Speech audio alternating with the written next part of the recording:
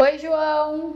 Oi, Kelly. E aí, Johnny, como vai? Eu tô bem, e você? Eu também. Oi, pessoal, como vocês estão? Nos conte, fale conosco, né, João? Fale conosco, fale conosco. Por favor, fale conosco. Aproveita que hoje é dia de pergunta, já deixa sua pergunta aí, Isso aí. né? Que daí a gente responde no próximo vídeo. Isso mesmo. Então, um beijo pros meus fãs e vamos começar. Vamos lá. Primeiro, a pessoa mandou assim: o que você pensa sobre a frase? 2 pontos. Você quer estar certo ou você quer ser feliz? Ai, João, tem uma outra também, né? Você prefere ter paz ou ter razão? Uma coisa assim, né? Elas vão derivando por aí. A gente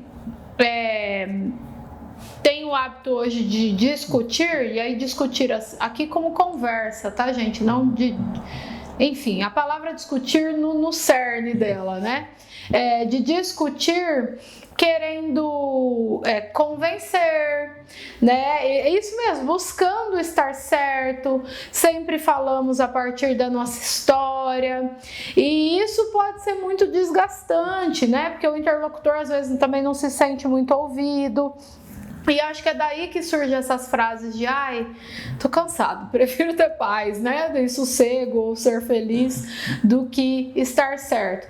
Talvez o que eu penso, João, é que a gente poderia entender a importância do debate, né? Das conversas, das discussões no sentido real da palavra, e o quanto que ouvir os outros pontos das pessoas, ouvir mesmo, sabe? Sem querer colocar ali o nosso posicionamento, pode nos ajudar a ampliar o nosso olhar, né?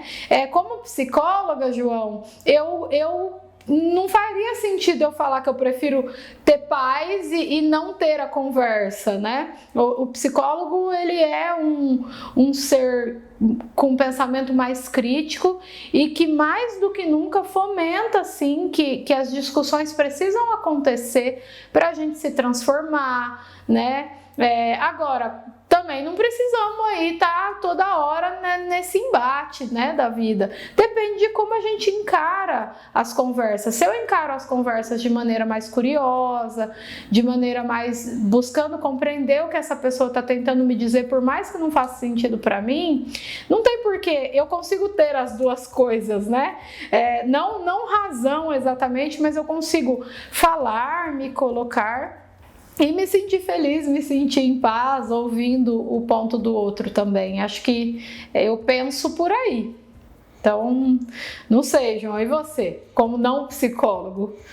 Eu lembro que na faculdade a gente teve uma aula, uma única aula, ensinando sobre como trabalhar em equipe.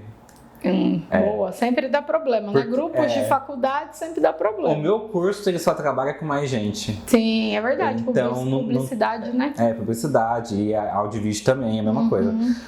Então, o professor falou, vocês vão ter essa aula porque vocês vão começar a trabalhar em equipe pro TCC, e eu quero que vocês absorvam esta aula e levem para a prática até o fim do ano. Foi fácil, João? Como foi o seu grupo de TCC? Quer contar para eles? Não, vamos deixar off. Não, vamos deixar quieto. Mas ele falou essa frase. Tá. Ele falou assim, que iam ter discussões, é óbvio que iriam. Divergências, né? Só que ele chegou uma hora que ele falou assim, tem coisa que vale a pena ser debatida e tem coisa que não. E aí ele falava, mas eu quero estar certo sempre. Aí ele colocou essa frase na lousa e falou, você quer estar certo ou você quer ser feliz? Né? Então, tipo, você quer terminar o TCC tranquilo, em paz, ou você quer estar certo o tempo todo? O problema é que tem gente que tem uma personalidade mais imbatível, existe mesmo, tá? É um tipo de personalidade, e às vezes essa pessoa só estará feliz se ela estiver certa. Aí a gente tem um grande nó, né? Nas questões, porque daí não acaba. Então, mas enfim, eu acho que tem um lugar da discussão e tem um lugar de, não, beleza. Eu não preciso ficar invadindo também o espaço do outro. E quando o outro não quer ouvir, gente, eu falo isso às vezes aqui mesmo nas sessões de terapia, né? Quando a pessoa está numa posição mais fechada, é um dia que eu fico mais na compreensão da escuta mesmo. Eu não vou ficar me desgastando com uma pessoa que já está colocando que ela não está aberta para aquela conversa ainda, né? Então, quando eu percebo que há possibilidade, né, há frestas ali para jogar uma sementinha nova, eu faço. Quando não, a gente escuta, compreende inclusive as limitações do outro, né? Enfim, é isso. Segunda pergunta. Tenho 15 anos e às vezes percebo alguns sintomas depressivos em mim. A língua enrolou. 15 anos ela deve ver sintomas talvez na internet. Tipo, às vezes nos posts e tal, Tá. né? Minha mãe não quer me levar ao psicólogo, o que eu faço? Ei, mãe, hein? Tá aí uma grande questão na vida das pessoas dependentes, né? Porque criança e adolescente é dependente, né? Então eles ficam limitados ali ao adulto fazer ou não fazer. Acho que se você pensa isso baseado em posts, tem algumas questões aqui. Primeiro, é pouco pra gente se perceber depressivo, deprimido, né? Precisa de aprofundamento nisso. É claro que eu acho que valeria sim a pena a busca de um profissional, que a mãe desse, né, escuta para você, mas se ela não dá mesmo, não tem jeito, usar as ferramentas que você tem, né? Então, se você já está fazendo pesquisas sobre isso, se através, não sei, não está dizendo na pergunta, através de pesquisas que você chegou nesse lugar, talvez ler mais sobre o assunto, sobre como fazer para melhorar, né? Quais atividades você pode ter no seu dia a dia que podem te ajudar, e aí você vê se dentre essas atividades tem coisas que você pode fazer sozinha ou com seus colegas de escola, ou seja, que não dependa tanto da mãe, né? Mas se de fato, ou procurar falar com outro cuidador responsável, o pai ou uma outra pessoa da família, se não tiver o pai, um professor, ou seja, não desista, né? Continue buscando formas de se fazer ouvir para que de repente a mãe leve, né? Peça ajuda na escola, como eu falei, se for o caso. E porque pensa, João, se a gente estiver mesmo falando de um processo depressivo, não dá pra gente ignorar isso e falar, senta e aguarda até sua mãe decidir, né? A gente não pode levar a esse ponto. Então é uma coisa séria, uma coisa importante, precisa ser visto, mesmo que seja para chegar num lugar que não é isso, e descartar essa possibilidade. A gente lançou um vídeo na semana passada falando sobre a questão dos adolescentes, da quanto eles são pressionados. Isso. E muitas vezes eles também acabam não sendo ouvidos. Né? Então, não tem crédito, né? Muita cobrança e zero crédito. Exatamente. Eu já passei por situações de falar pra minha mãe, eu queria ir uma psicóloga, e ela falar pra mim que não era importante. Sim, também tem uma questão de geração aí, né? Então assim, é complicado, porque o adolescente é aquele negócio, eu tô cobrando uma posição de adulto, mas ao mesmo tempo ele não é independente. Ele não pode ir. Não pode tomar as escolhas, não pode fazer as próprias escolhas e tudo mais. Como que você se sentiu, João, quando tua mãe disse isso? Naquele momento ela disse que eu tava sendo dramático, e eu achei... Como é aquele negócio, a gente briga com os pais, mas a gente acredita neles, é por isso, né, que a gente fica bravo. Então eu me senti, eu pensei e falei, tá bom, então eu tô sendo dramático, né? Mas anos depois eu vim a descobrir que eu tinha algumas coisinhas mesmo que poderiam vir a se desenvolver num quadro depressivo, né? Só que assim, eu acho que o que eu consegui fazer, que melhorou minha situação naquele momento, foi encontrar amigos, né? Então, tipo, eu também tava num momento onde meus amigos tinham meio que debandado, um mudou de escola, outro virou a cara pra mim. Se sentindo sozinho, né? E aí, eu lembro que quando eu fiz novos amigos, aí... Melhorou um pouco. Deu uma melhorada, porque daí tinha pessoas querendo me escutar e também conversando comigo. Não era um psicólogo, né? Óbvio que não. Mas ajudou, né? Ajudou. A questão é que assim, você pode ter tido tido quadros, como você falou, sintomas. Só que se a gente estiver falando, e aqui com a pergunta não dá para eu saber, de uma pessoa que realmente tem depressão, tem criança e adolescente que tem depressões gravíssimas. E a gente precisa lembrar que não passa assim, porque falou que a frescura passou, né? E essas pessoas, João, muitas vezes elas não têm amigos. Porque a depressão, ela rouba a vitalidade do ser humano, né? Lembra lá que você falou do outro vídeo? O adolescente já é mais cansado. Se o adolescente estiver deprimido, você triplica esse cansaço aí. Porque eles não conseguem levantar da cama, eles não conseguem produzir nessa faixa etária da vida, e mais a depressão, né? Então a depressão, ela tira a vitalidade a ponto da pessoa não ter energia para ir para a escola, para socializar, né? Então isso é muito sério, isso é muito grave. E talvez, para você aí que mandou a pergunta, leva o vídeo para tua mãe, né? Ou então leva o que você leu na internet para tua mãe. Sinaliza ela. E que bom que você está tentando buscar ajuda, né? Porque é isso, João. Às vezes eles não têm vitalidade nem para buscar ajuda. E aí fica muito perigoso, porque a depressão, ela é perigosa, né? Então precisa olhar sim para isso com muito cuidado. E a dependência nesse momento é o que você falou, não tem crédito, não é escutado, né? Mas é muito cobrado, muito exigido. É uma contradição aí. Agora, as problemáticas sociais, né, João? Sim, é triste. Sim. É triste, né? É muito o que você falou mesmo. Eu já conheci outras pessoas que disseram passar pela depressão. E é muito complicado, as pessoas muitas vezes desvalorizam. Não, mas tipo assim, dentro de casa eu já ouvi gente falando, fulano ficou deprimido, nossa, se tivesse vivido a vida que eu vivi. Só que assim, eu acho que a gente precisa lembrar que cada um, né, experiências. E, gente, a depressão é genética, tá? Ela tem cargas genéticas, o cérebro do deprimido é diferente. Mesmo não tendo vivido uma vida que um ou outro não julga muito difícil, né? A pessoa ainda pode ser acometida pela depressão. Tem que tomar cuidado com as falas aí, com os julgamentos, com os preconceitos.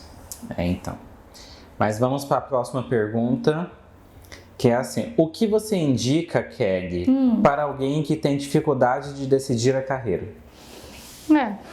Uma orientação profissional, por exemplo, psicólogos fazem, né? O processo de autoconhecimento, que é o processo de terapia, muitas vezes ele traz muita noção do que a gente deveria fazer, gostaria de fazer, né? Mas se você às vezes, a gente falou também no vídeo passado sobre decidir carreira muito cedo, né? Se você tá nesse momento de vestibular, que precisa decidir, ou quer transitar, né? Sair de uma carreira e ingressar em outra, mas ainda está com dúvida e tal, uma orientação profissional pode ajudar. Tem alguns profissionais da psicologia que só fazem isso, né? Que não fazem o trabalho clínico ali da terapia do autoconhecimento mais profunda, mas que através de testes consegue. Uma outra forma é você voltar para dentro de você mesmo. Se você quiser fazer isso sozinho, todo tempo, desde criança, a gente fica dando indício das coisas que a gente gosta, né? Isso é legal os pais prestar atenção, por exemplo. Claro que você pode se deparar com uma criança que gosta de uma coisa que você não quer que ela faça, mas aí, gente, é respeitar o outro, né? Mas provavelmente você que mandou a pergunta, no seu fazer diário, fica um monte de indícios do que você faria bem, do que você gostaria de fazer. E a importância das coisas que a gente tem paixão. Eu sei que no Brasilzão de meu Deus, nem sempre a gente consegue trabalhar com o que a gente gosta, né? Mas tem muitos sinais no nosso comportamento das coisas que a gente gosta, né? Eu acho, João, eu tava pensando um dia desse que eu não pensava em psicologia quando eu era criança, porque eu acho que eu nem sabia o que era, mas eu já sabia que eu ia trabalhar muito, né? Eu lembro que eu falava, eu vou ser professora, dançarina e modelo. Tipo, como que vai ter essa vida, né? De ter 3 profissões acontecendo aí ao mesmo tempo. E eu um dia desse estava lembrando disso, pensei, nossa, eu já sabia que eu ia trabalhar bastante, né? E aí na adolescência ficou bem nítido para mim que era a psicologia, e eu sei que não é assim para todo mundo, mas no nosso fazer diário tem muitos indícios do que a gente gostaria de fazer. Você faz o que você queria, João? Como é? Então, primeiro comentário, eu acho que quando criança você queria ser a Anitta. Eu? Porque a Anitta é dançarina. Nossa, mas não tinha Anitta naquele tempo. Moderna, e ela não dá aula, mas ela dá palestra. A Anitta faz tudo, né? Ela faz tudo. Mas se eu faço o que eu gosto hoje, eu faço, né? Desde criança eu mostrava aptidão pra arte. Para as artes, né? Eu gostava de desenhar, eu gostava de filme, eu gostava dessas coisinhas, né? De colorir. E hoje eu trabalho com design, que é meio que desenhar no digital, né? No computador. E eu trabalho com vídeo, que é o filme, né? Que eu sempre gostei de assistir. Tá vendo? Né? Então tá muito aí. E você, na sua formação, foi publicidade, né? Que é uma coisa ali meio próxima, mas não é exatamente o que você trabalha hoje. A publicidade, ela tá mais próxima do design, né? Quando eu pensei em fazer o design, me disseram assim, se você fizer publicidade, você entra no meio do pessoal que trabalha com o designer. Uma porta de entrada. Mas o seu curso é mais abrangente, ele não fica só no design, né? Então, eu tenho noção de marketing, noção de planejamento de publicidade, porque eu fiz o curso. Se eu tivesse feito talvez o curso de design, eu saberia só a técnica, né? Entendi. Não, muito importante. Você vai trabalhar por conta, você precisa de todas essas outras coisas também. Aí eu acho que foi muito importante eu fazer esse curso, porque me abriu portas para a parte de artística que eu queria e me deu uma bagagem a mais. Então, tá vendo? Então dá uma olhadinha aí para dentro. Se você não conseguir fazer isso sozinho, procura uma ajuda profissional. Mas no nosso fazer diário, todos nós deixamos indícios. Eu encontrei, João, a semana passada, que o vídeo vai pro ar mais à frente, uma menininha que era bebê, assim, a gente meio que teve uma fase crescendo junto, e a mãe dela tava junto, e a mãe dela disse assim, a Kelly já era uma criança velha, foi assim que ela me identificou, a Kelly era uma criança velha, ela era criança, ela ficava ali comigo com as meninas, e eu desabafava com ela, olha isso, e é claro que quando ela falou isso, eu olhei e falei, nossa, nunca tinha... Já tinha um indício ali, né? Que eu conseguia, que eu gostava de escutar, que eu gostava de conversar. E não claro que não era para um adulto estar contando nada para uma criança, isso já é uma outra coisa. Mas isso para dizer que eu já dava sinais do que eu tinha aptidão para fazer, entende? E é claro que eu não preciso fazer só isso, pode ser que eu tenha competências para fazer outras coisas também, mas isso já estava ali. Então, um bom processo aí de olhar para dentro, de autoconhecimento, vai te ajudar a entender qual é o caminho que vai fazer sentido para você, né? Claro que às vezes a gente escolhe carreira por quanto vai ganhar, pela notoriedade, o status social que tem, porque nossos pais querem, mas esse não é o melhor caminho, gente. O melhor caminho é aquele que faz sentido para nós, né? Porque a gente vai se sentir muito bem. Claro que tem percalços, tem dificuldade, tem hora que a gente quer desistir. Então você precisa ter uma sintonia, uma identificação com aquilo, porque senão não se sustenta, certo? Certo. Temos um vídeo, Johnny? Temos. Então tá bom. Siga a gente nas nossas redes sociais. O meu Instagram é kellysouza_psi. E o seu, João? É joão.claquete com K no começo. Isso aí, meu povo. Até a semana que vem. Tchau, tchau. Tchau, João. Tchau, Kelly. Tchau, tchau.